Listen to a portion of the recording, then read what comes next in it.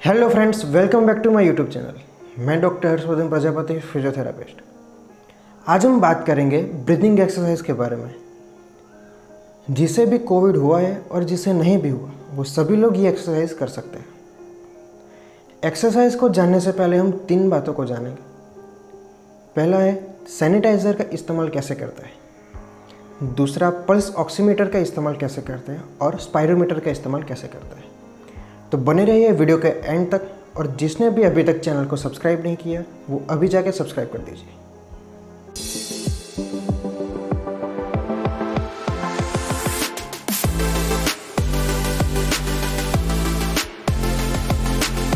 पहले बात करते हैं हम सैनिटाइज़र के बारे में। सैनिटाइज़र आप कोई भी इस्तेमाल करो, कोई बात नहीं, पर एक बात ध्यान में रखनी है कि जो भी आप सैनिटाइज़र इस्तेमाल करते हो उसमें 70% इथाइल अल्कोहल होना चाहिए। 70% से ज़्यादा हो तो भी आप इस्तेमाल कर सकते हो। सिंपली लोग क्या करते हैं, सैनिटाइज़र लिया, हाथ साफ किए, बात ख़त्म। पर ऐसा नहीं होता। उसकी भी एक मेथड होती है जिसे हम सुमन कैसे जानते हैं। आपको पता होगा कि सुमन के है क्या, तो मैं बता दूं कि पहले सैनिटाइज़र लिया, S फॉर सीधा, U फॉर उल्टा, M फॉर मुट्ठी, A फॉर अंगूठा, N फॉर नाखून और K फॉर कलाई। इतनी बात आपको ध्यान में रखनी है। फिर से मैं बता दूं, सैनिटाइज़र लिया, S फॉर सीधा, U फॉर उल्टा, M फॉर मुट्ठी, A फॉर अंगूठा, N फॉर नाखून, K फॉर कलाई। हो गए आपके हाथ साफ। आप जब भी घर पर हैंड सैनिटाइज़र के अलावा कोई भी हैंड वॉश आप इस्तेमाल करते हो, साबुन इस्तेमाल करते हो, तो इसी मेथड से आपको इस्तेमाल करना है। अब बारी आती है पल्स ऑक्सीमीटर के बारे में जानने के। पल्स ऑक्सीमीटर 2 रीडिंग बताता है। पहला जिसे हम कहते हैं पल्स रेट, और दूसरा जिसे हम कहते हैं ऑक्सीजन का लेवल, जिसे हम SpO2 भी कहते हैं। फिलहाल हम 2 चीज़ों को जानेंगे कि पल्स ऑक्सीमीटर को किस जगह लगाते हैं और किस जगह लगाना चाहिए। जनरली 3 जगह पर लगाते हैं। पहला है फिंगर्स पर, दूसरा है पैर के टो पर, और तीसरा है ईयरलोब पर। हम देखते हैं कि कई सारे लोग अपना राइट हैंड हो या लेफ्ट हैंड, किसी भी हाथ पर, किसी भी उंगली पर अपना ऑक्सीजन लेवल नाप लेते हैं, पर ऐसा बिल्कुल नहीं है। जब भी आप ऑक्सीजन लेवल नापना चाहते हो तो आपके ऑक्सीमीटर को राइट हैंड के सेकंड फिंगर यानी कि मिडिल फिंगर पर रखकर नापना चाहिए। इस मशीन की यानी कि ऑक्सीमीटर की मैकेनिज्म क्या है उसके बारे में हम अलग वीडियो बनाएंगे। फिलहाल आपको यही बात को ध्यान में रखनी है कि जब भी आप ऑक्सीजन का लेवल चेक करते हो तो राइट हैंड का सेकंड फिंगर यानी कि मिडिल फिंगर पर रखकर ही आपको ऑक्सीजन का लेवल चेक करना है। फिलहाल हम बात करने वाले हैं स्पायरोमीटर के इस्तेमाल के बारे में। स्पायरोमीटर के इस्तेमाल के 2 पर्पस है। पहला ऑब्जर्वेशनल पर्पस और दूसरा ट्रीटमेंट पर्पस। आपको होता होगा कि ट्रीटमेंट तो चलो समझे, पर ऑब्जर्वेशनल पर्पस क्या है। तो ऑब्जर्वेशनल पर्पस, जब डॉक्टर, कोई थेरापिस्ट पेशेंट की लंग की कैपेसिटी चेक कर रहा हो तो वो ऑब्जर्वेशन में होता है कि कितनी कैपेसिटी बढ़ रही है, बढ़ती है, कितनी कम है, क्या है। तो उसके लिए ये पर्पस से हम चेक करते हैं, उसे ऑब्जर्वेशनल पर्पस कहते हैं। और दूसरा ट्रीटमेंट पर्पस, जिसकी लंग की कैपेसिटी कम हो, जो इन्हेलेशन न कर पाता हो, कम कर पाता हो, उसको इन्हेलेशन को बढ़ाने के लिए, उसको लंग की कैपेसिटी को बढ़ाने के लिए हम स्पायरोमीटर का इस्तेमाल करते हैं। इसे कहते हैं माउथ पीस। उसको मुंह में रखकर मुंह से सांस को अंदर की ओर खींचना है।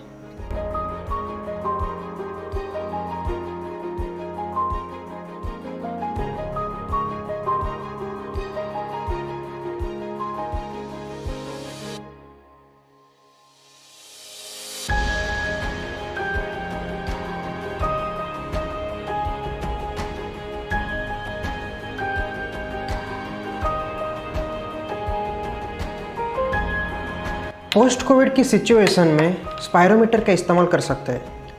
और जिसे कोविड नहीं हुआ और वो इस्तेमाल करना चाहे तो वो भी कर सकता है, अपनी लंग की कैपेसिटी बढ़ा सकता है। पहले हम जानते हैं डीप ब्रीदिंग एक्सरसाइज के बारे में। डीप ब्रीदिंग एक्सरसाइज है जो रिलैक्सेशन का मोड एक क्रिएट करती है। जब भी हम थक जाते हैं, रनिंग करके आते हैं, तब हम एक डीपली ब्रीथ करते हैं और रिलैक्स करते हैं, डीपली ब्रीथ करते हैं, रिलैक्स करते हैं। वो एक डीप ब्रीदिंग का पार्ट हो। तो इस एक्सरसाइज में हमें नॉर्मली बैठना है।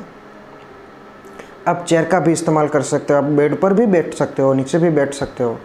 बैठने के बाद आपको नाक से, अपनी नोज से सांस को अंदर की ओर खींचना है और जब आप बाहर निकालो तब मुंह से बाहर निकालना है, कुछ इस तरीके से।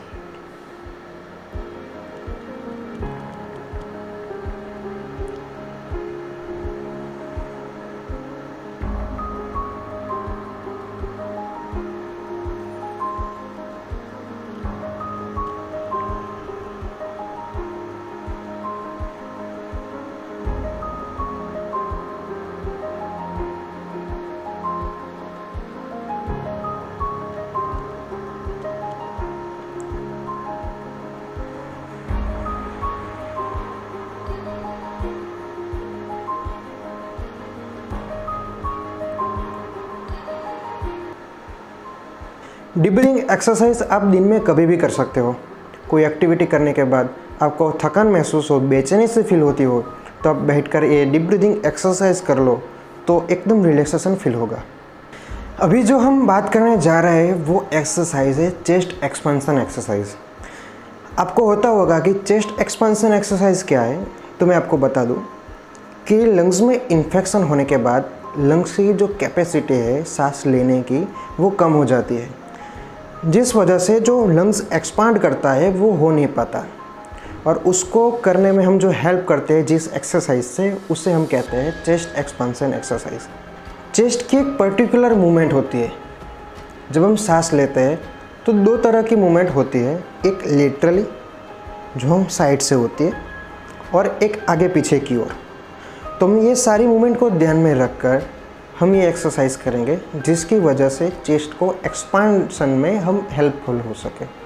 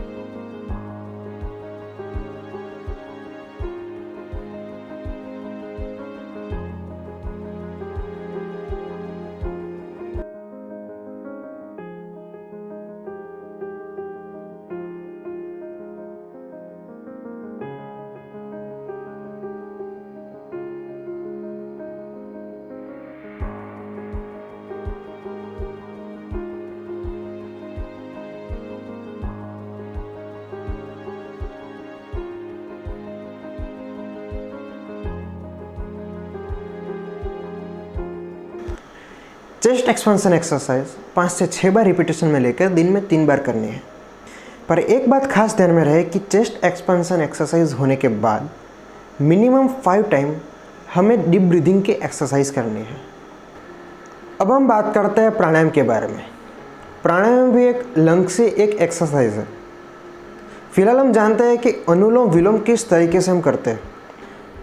अनुलोम विलोम को हम अल्टरनेट ब्रीदिंग पैटर्न भी कह सकते हैं। आपको होता होगा कि अल्टरनेट ब्रीदिंग पैटर्न मतलब, तो हम सिंपली देखते हैं कि राइट साइड से हम सांस को अंदर की ओर खींचते हैं और लेफ्ट साइड से बाहर निकालते हैं। जब दूसरी बार हमको सांस लेना है तो लेफ्ट साइड से हम सांस अंदर की ओर लेंगे और राइट साइड से बाहर निकालेंगे। तो ये राइट लेफ्ट राइट की एक अल्टरनेट चेन हुई, जिसे हम अल्टरनेट ब्रीदिंग पैटर्न भी कह सकते हैं। तो हम देखते हैं डेमोन्स्ट्रेशन के किस तरीके से हम अनुलोम विलोम की एक्सरसाइज कर सकते हैं।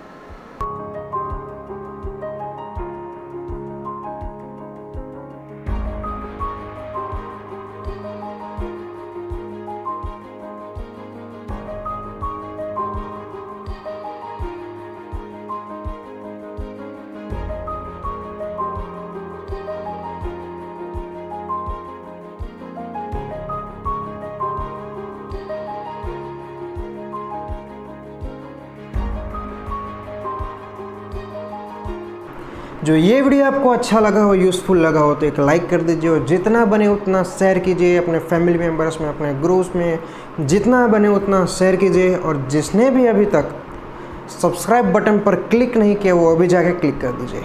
तो मिलते हैं अब अगली वीडियो में। Thank you.